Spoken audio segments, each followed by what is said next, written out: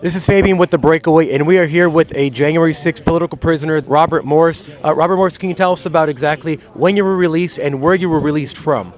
Yeah, so I was released at 11:45 p.m. last night from the Pittsburgh halfway house, and instead of kicking my feet up and saying, "All right, enough's enough," I hopped in the car, drove through the night to be here so I could see these men released. I didn't feel right about, enjoying my freedom knowing that other people weren't going to be free yet.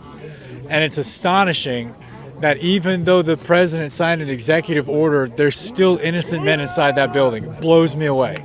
And you have, obviously, exceptional insight into what it's like actually being a political prisoner. What can you tell us about what the people inside are feeling at this moment and what they've felt over the last few years? This is their final battle, man. I think that most guys that were in the first wave with me have already been released or have done their time. And I know that this is one of the last facilities that is still, hanging on to these guys. But this is the test, man. This is the final test. Their patience is being examined. I'm sure that it feels like someone's putting a drill to their gut right now. However, God tests those he's about to elevate. And so I think this is nothing but another spiritual battle that, we've all had to face in our own different types of arenas.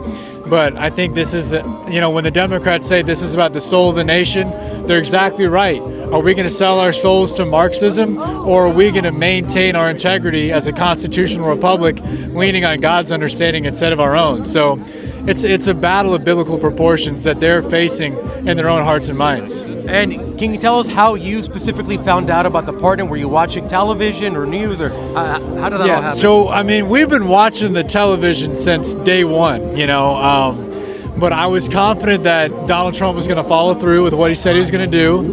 He did that the first time he was president. What do you know? He's doing it again. And so I knew that I was pardoned around 8 p.m. last night, but the halfway house wasn't going to release me. So I spent a lot of time on the phone calling people up, asking people to make some phone calls. And one of the lessons that we unanimously learned while doing time in prison is a closed mouth don't get fed. So if you need something done, the squeaky wheel gets the grease, as they say. So I needed to be that squeaky wheel so I can get right out of that halfway house. Robert, what do you want to happen, or what do you wish to happen to the individuals that put you through this horrible process? I hope that I'm one of the last political prisoners in America. That's the overall goal. Do you feel like you were actually politically prosecuted? Without a doubt. Without a doubt. I mean, if I had been a pro-Hamas guy and I would have punched an African-American police officer in the face, I would have only really received 48 hours, of community service. If I was working for Stephen Colbert's crew and ransacked the Capitol, I'd have got a slap on the wrist. If I'd have taken over Chaz, in Seattle, nothing would have happened to me. If I'd have burned down a federal courthouse in Portland, Oregon, nothing would have happened to me. If I'd have burned down, a Black Lives Matter protest that NPR had to admit hurt black-owned businesses more than any other demographic, nothing would have happened to me. But because I wore a MAGA hat and I support Donald Trump, I had the book thrown at me, even though guys that I did time with, one of which is known as Josiah Kenyon, admitted in his statement to the FBI that he's a proud communist and that he showed up that day specifically for the reason to get Trump supporters shot and killed.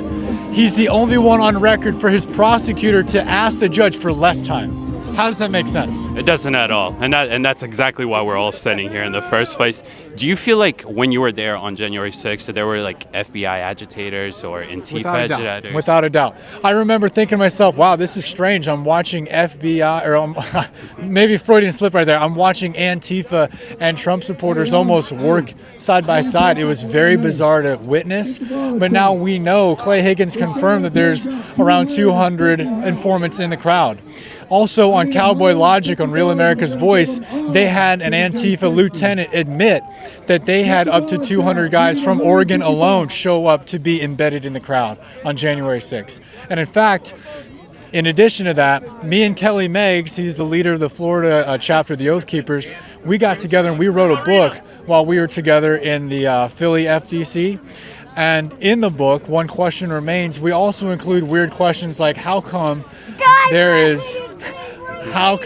people are happy out here? Oh no, that's okay. It's a beautiful thing. How come you have people from the Ukrainian Special Forces Azov Brigade also disguised in the crowd on January 6th. Why would Ukraine Special Forces have any interest being amongst someone like me on January 6th? It doesn't make any sense.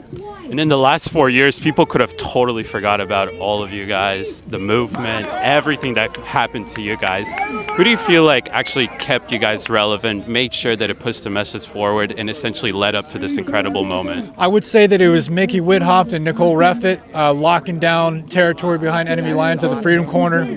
I would say that it was the Patriot Mail Project. I would say that it was a lot of these foundations that took the time to try to raise awareness. And I would also say that it was Donald Trump. You know, Donald Trump, I think he hurt for what happened to us. Obviously, as we know, he was also politically persecuted. He had to face more obstacles than any other president ever has before. And I mean, they try to take his life on national television. How crazy is that? So if anybody knows what it's like to be politically persecuted, it's our president. And one last thing, if you could give a message to President Trump, what would it be? Thank you, sir, for the pardon. We're ready to get to work. Let's make America great again, baby. Thank you. Awesome. Appreciate it, Robert, so much. Thank you for your time. Thank Appreciate you.